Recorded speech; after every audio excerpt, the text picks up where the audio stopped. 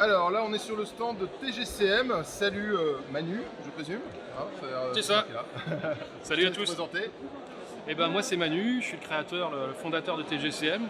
Je suis aussi le créateur des règles de Briscard dont on va parler juste après. Et voilà, on a lancé ça en 2012. L'année d'après, on a lancé Briscard. Et on essaye de faire vivre ça de mieux en mieux, d'avoir une communauté de plus en plus grosse. D'ailleurs, il y a un petit tournoi en ce moment avec une dizaine de joueurs sur Briscard. C'est la reprise du jeu organisé chez nous. Donc la commune est ravie et nous aussi. Alors, Briscard, comment ça se passe? Je te Briscard, laisse comment ça se passe? 5 minutes pour me convaincre de jouer à ton jeu. Le Briscard, il y en a sans doute quelques-uns qui le connaissent, mais Briscard c'est un petit jeu d'escarmouche, dans le sens escarmouche où on va jouer 4-5 figurines chacun dans sa bande, et ça va être de l'activation alternée sur un tout petit terrain. On va jouer sur du 60-60, 60 cm par 60 cm, mais dans le jeu on va mesurer en brasse, donc ça va faire 15 unités de mouvement pour les figurines sur 15 unités de mouvement, donc c'est très petit, c'est très ramassé, on peut jouer sur une table barre. Et donc avec ces 4-5 figurines, on va torcher une partie en 1 heure, axée sur des scénarios. Donc ça va vraiment pas être un jeu de poutre, ça va être un jeu de gestion d'objectifs, de gestion du terrain. On se rend bien compte que sur les surfaces aussi petites, on va pouvoir faire l'aller-retour sans problème. Mais justement, il va falloir bien se placer parce qu'on est à l'abri de personne. C'est un jeu dans un univers pirate, mais avec que des anthropomorphes. Donc il y a les cochons, des singes, qu'on appelle les Quintors, les Sunda. Il y a aussi ensuite des Orénoques, les crocos, il y a les Tuléens, les hommes morts sur la banquise. Il y a les Maoks, les félins et les pandas. Ça n'a rien à voir avec Kung Fu Panda, d'ailleurs il y en a un qui s'appelle Nippo Niwo. Et à côté de ça on a les bannis, là c'est un conglomérat de phacochères, de crabes et de tortues. Ne me demandez pas pourquoi, il y a trop de fluff. Il y a ensuite les Ictiens qui sont arrivés, les hommes poissons, qui sont les plus vieux du continent et qui veulent un peu récupérer leur hégémonie passée. Donc ils en veulent à tout le monde. Et puis derrière eux, tout récemment, au printemps de cette année, sont sortis les Selks, les cornus qui sont sortis de la forêt parce que les gros boss de donjon, les aberrations qui sont des grosses figues énormes, vous les verrez après, viennent essayer de massacrer tous les briscards parce que ce sont les résultats d'un amalgame de toute la magie résiduelle des batailles qui se sont passées depuis 8 ans maintenant parce que le jeu est sorti en 2013. Voilà. C'est petit budget parce que 4-5 figurines. C'est facile à peindre parce que c'est du 54. Vous allez voir que l'échelle est très différente. Je mettrai un pouce à côté pour vous rendre compte de la taille des figues.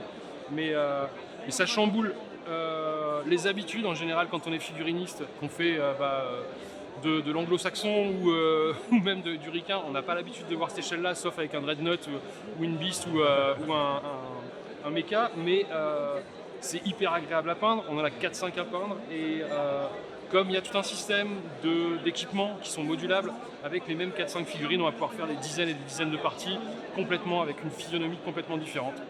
Voilà. Normalement, il y en a pour tous les goûts. L'esthétique est très tranchée, donc soit ça plaît pas, mais quand ça plaît beaucoup. Ça, c'est Briscard. Il te reste encore plein de temps du coup. Tu veux Il nous nous reste parler plein de d'autre temps. chose J'ai envie de vous parler du deuxième jeu qu'on a sorti en 2019 en Kickstarter. Et on est toujours sur la même échelle, on est toujours sur de l'activation alternée en escarmouche, donc toujours sur le 60-60. Il y a une petite table avec un trébuchet qui vous donne une idée de la physionomie d'une partie. C'est dans un univers médiéval cette fois-ci, c'est beaucoup moins de chibi, beaucoup moins cartoon que Briscard, c'est plus dur, plus mature, à la fois dans l'univers, à la fois dans l'esthétique. On se cogne vraiment dedans, les figues meurent vraiment, elles sont transformées en carcasses quand elles quittent le terrain. Ça saigne, c'est gore. Il y a un roman qui est sorti en 2019 pour présenter tout le fluff de ça. Je suis l'humble auteur du roman et je me suis remis à l'exercice cette année. Donc fin novembre, on sortira le deuxième tome pour ceux qui ont aimé le premier volet. Et voilà, là on va jouer avec plutôt des anthropomorphes africains dans l'esprit, puisqu'on aura des lions, les carnes, on aura des rhinos, les kérops, on aura des hyènes, les fangs, on aura des gnous, les gounes, et puis la guilde noire qui sont un peu un amalgame de tout ça. Vous les verrez tout à l'heure en vitrine. C'est un système un peu plus poussé au niveau de la gestion des actions.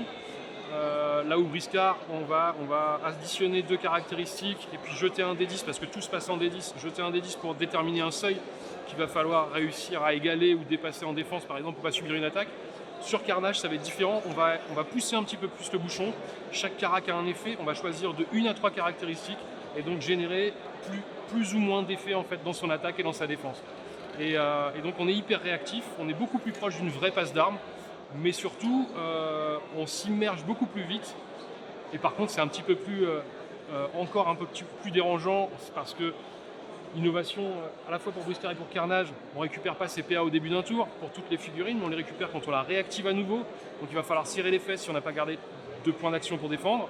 Il y a des petites subtilités comme ça en fait qu'il va falloir intégrer, qui n'existent pas dans les autres jeux, qui peuvent perturber au départ, mais qui sont très agréables une fois qu'on a fait 2-3 parties, quoi.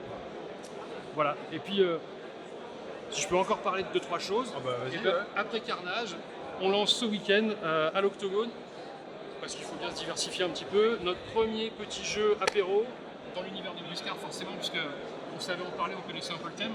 Et ça va être un petit jeu de cartes d'action-réaction avec forcément des petits briscards qu'il va falloir essayer de monter en équipage. Et on va se battre pour du butin qui se trouve en bas de chaque carte. Et on va essayer de monter l'équipage le plus valeureux pour réemporter le butin à chaque manche.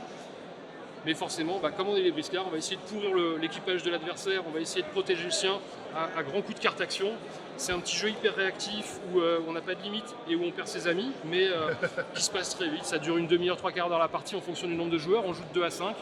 Et voilà, c'est sans prétention, c'est très fun, mais c'est très vicieux. Donc en général, on passe 2 heures à s'amuser et 2 semaines à se réconcilier. Voilà, ça c'est chasse partie. Mais n'hésitez pas à venir le tester tous les week-ends et sur tous les salons qu'on fait jusqu'à la fin de l'année. On est sur 10 événements jusqu'à la fin de l'année. Regardez notre agenda sur TGCM Création. Voilà. Donc il y a un site internet. Ouais, tgcmcreation.fr. Ça c'est notre site. On a forcément la page Facebook. On a des groupes pour Carnage, pour Briscard. On a un serveur Discord. Les liens sont sur Facebook, il n'y a pas de souci. On a un Instagram aussi si vous avez envie. TG_CM. Et puis la chaîne YouTube si vous avez envie de découvrir les règles. La partie download de notre site si vous avez envie de télécharger avant de nous faire une idée pour tous les jeux. Ça c'est nos copains. C'est nos copains, ils sont bruyants mais sympas. Voilà. Et merci beaucoup pour cette découverte. Bon festival à toi et à très bientôt. À très vite. Ciao.